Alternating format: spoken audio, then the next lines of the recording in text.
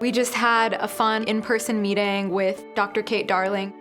Really interested in this event because robotics is an area that I think the Tech Policy Club hasn't really explored too much yet. I think I've always been interested in tech policy since the time I started at Sanford. That's one area that I feel like is the next big thing, and I was really glad to be in a room to discuss that.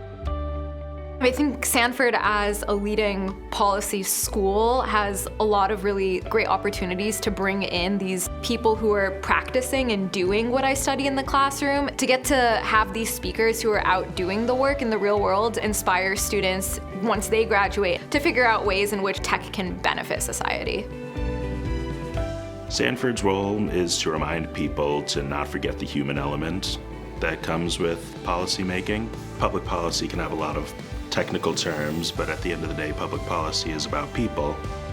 I'd like to see technology be used to uplift all communities. Innovation that keeps the needs of people in mind is the kind of innovation I want to drive, not just innovation for innovation's sake. Today's talk gives me hope that I don't need to necessarily confine myself to a box. There's possibility of combining industries, combining functional expertise. You just have to dream for it and find your own path.